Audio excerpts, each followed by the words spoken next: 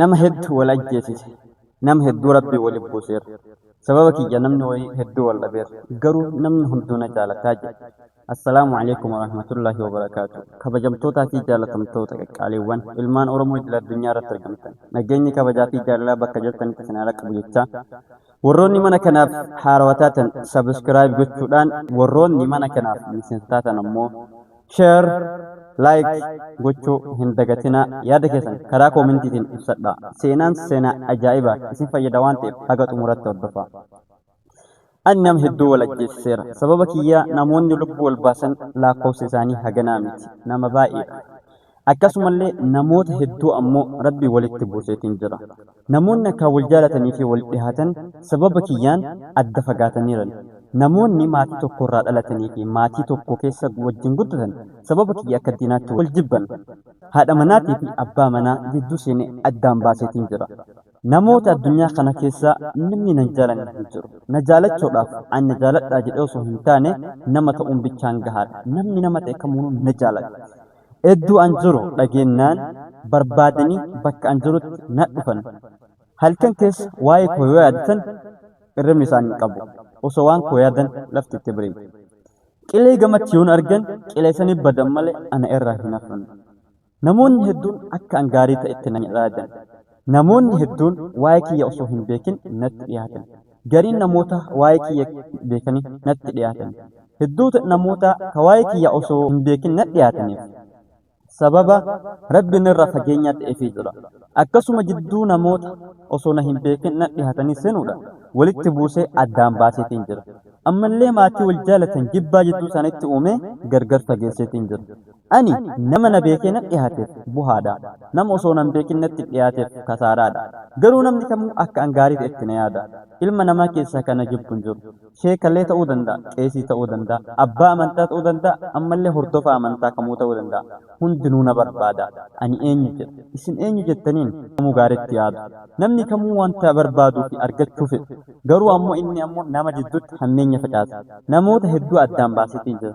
Nama hedduu akka isaa wal ajjeesan taasiseetiin jira. Wanti akkanaa kun maali jettanii yaaddan?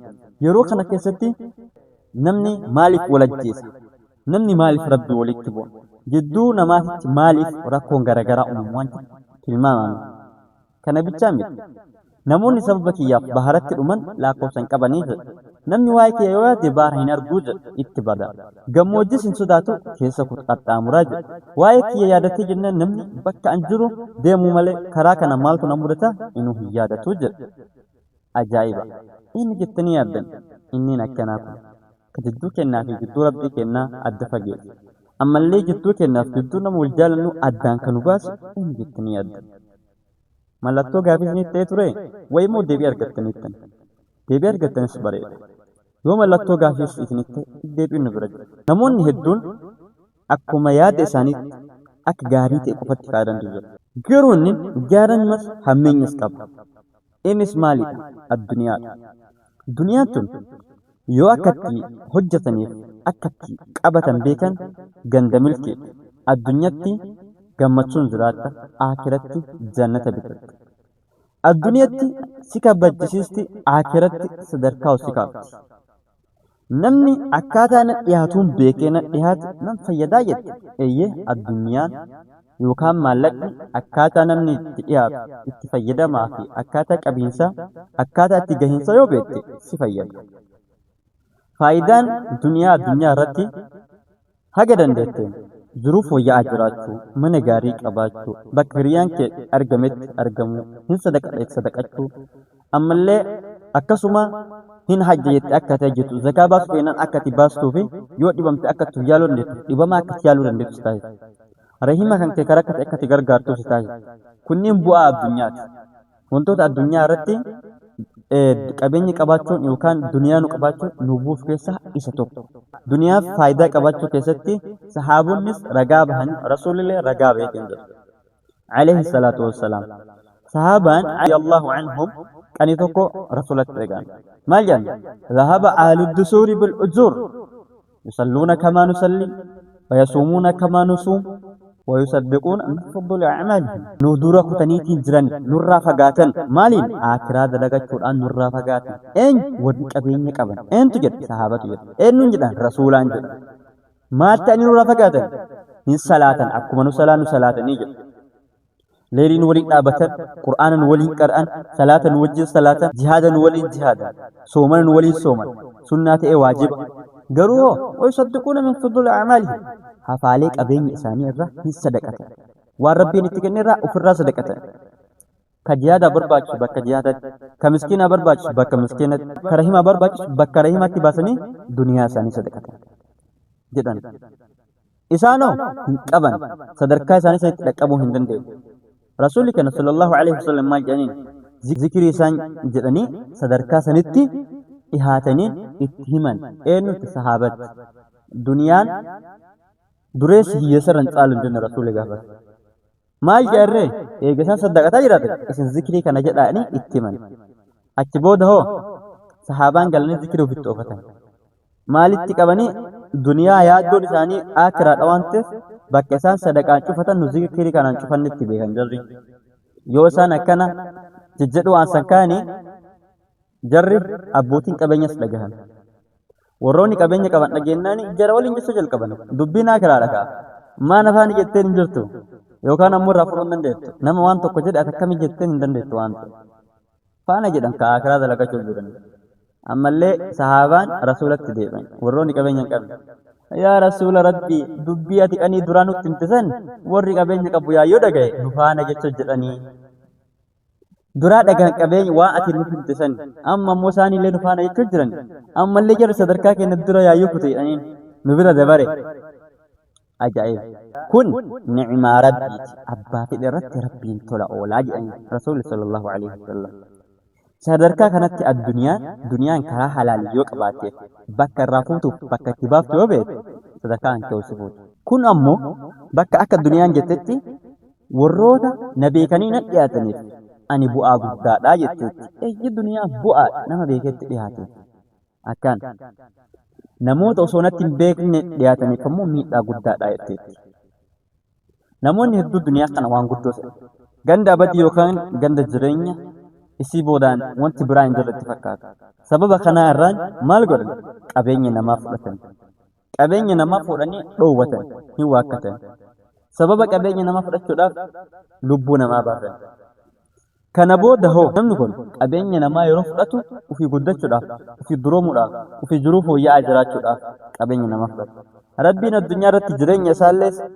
qabeenya isaa tanni qabullee keessaa barakaa fuudheeti aakiratti illee duwwaa isa kaasa jechuudha maaliya rasuulli keenya sallallahu alaihi wasallam maal jedhan hadiis abi hurairaan oduu keessatti namni addunyaa irratti nama tokko miidheetiin jedhu irraa kaffalama jedhanii nutti himatiin jiran kanaafuu addunyaa irratti iznii gaafadhaa dhiinni namaa namarraa kaffalama jechi namaan jecha sirraa kaffalama kanaafuu maal ta'e namtichi addunyaa irratti qabeenya namaa ittiin duroomuuf jecha dharaan saamee namarraa fudhate aakiraan isaa jalaa fudhatama salaanni isaa soomanni isaa sadaqaan isaa jalaa fudhatamti waan ta'eef namichoo hin kasaadee jechuudha kanaaf koongoo ta'e addunyaa irrattis rahimaan adda ba'a fakkeenyaaf an obboleessa qaba duniyaa irratti obboleessi kiyyaa yoo wal dhabe obboleessi kiyya duniyaa caalchifadhee yoo isaan kan wal dhabu ta'e aniif inni addunyaa irratti gara nyaattu waliin hin qabnu aakiratti sababaan addunyaa irra isa miidheef rabbiin narraa kafala jidduu keenyatti addunyaa irratti rahimummaa yaayyuu ta'e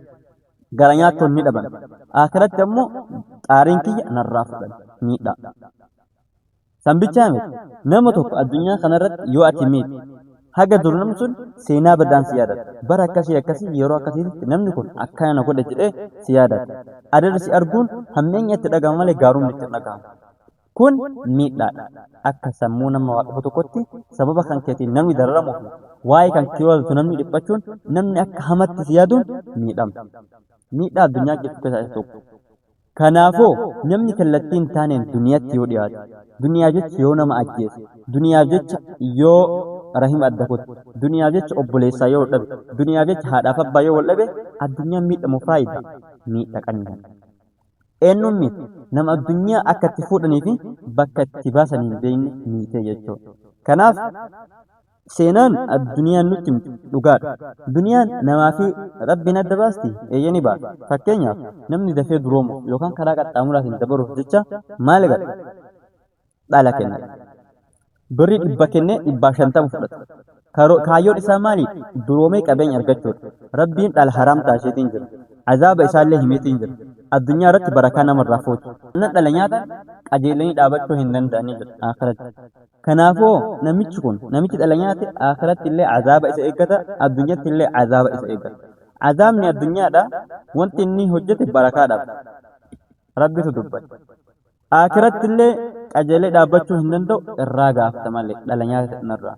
Kun maali? Miidhaa addunyaati. Namichi hoo kallattii ittiin gahu wallaalee waan ta'eef karaa gabaabaadhaan itti duroomuuf jecha akiraa ofii balleesse, duniyaa ofiillee balleesse jechuudha. Yoo dalagatte, yoo nagatte, yoo qotatte, yoo baratte, yoo karaa kamiin hojjette jijjiiramuu ni danda'a.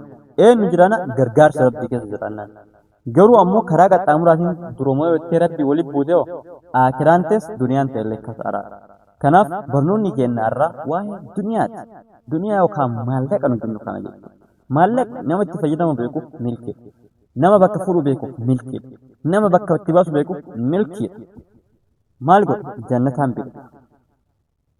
ومن يقرض الله قرضا حسنا فيضاعفه له أضعافا كثيرا. نما ربي في جتش لكي كنت ربي إساف بائس الدجاه الدود عن ربي. إن دبت ورقبين قبان دبت يوخان. مثل الذين ينفقون أموالهم في سبيل الله كمثل حبة أنبتت 7 سنابل. إسانا فكبين كنت فكين يقول ربيني حبان تك بفرق أبدو dararaan takka. Dararaan tun ammoo dararaa torba kataati. Waliin meeqa firii 100 of keessaa qabdu jechuudha. Kanaa olittuu isinii baay'isna jedha. Eenyuun baana warra waa qabaniif warra waa kennatan. Qanii waa qabaatte bakka itti kennattu beekti addunyaan milkiidha. Milkii addunyaa bichaa osoo hin taane akiraati illee. Qanii bakka irraa fuutuu fi bakka itti baastu hin beekne addunyaan ganda salphinyaati. Akiratti illee si hongisi duniyaatti illee si hongisi. Namoota dhala nyaatan hedduu isaanii kakasaaran agarra. Namoota nama miidhan hedduu isaanii kakasaaran dhawwa. Yookaan kadhibaman gariin dhibee sukkaaraa, gariin dangifiiti afaan warra soddaa kanaayyuu. Dangifiitiin kun jedhan maaliin afaan oromoo? Ka'iinsa dhiigaati. Laa ilaaha illallah. Imanuu gooti kaa warra soddaa kun. Inni nama ol ka'uudhaan kaleen isaa hammaatuun ammallee dhibeen garaagaraa isa qabuudhaan addunyaa irratti takki rabbiin fayyaa mokkora, takki rabbiin ilmaan mokkora, takki rabbiin duniyaa manni nyaatan isa mokkora. Akiratti illee azaaba guddaa isa qopheessa. Nama karaa dharaa addunyaa walii qabu. Nama karaa gaarii walii qabu hoo waan gaarii isaa qopheessa. Filannoon kan keessa. Gaarii hojjettee gaariitti baastee jannata ittiin bitattu karaan situ karoora itti baafata. Lakki kara bakkamtu fuutee bakkamtu baaftee addunyaatti soggalee akiratti illee hooggooyetti situ beeka. Lachuun asii mul'iseetiin jiru. Lisaanul haali afsahu min lisaanil maqaal jedhan warra arabaa kun. Lisaan haalaa jechuun ka afaaniin dubbannu kan caalaa wanta gochaan agarsiistutu irra caalaa namaa ifaa jedhan. Kanaaf maal isin jechuu barbaadda? Duniyaan dubbatteetti eeyyee dubbatteetti.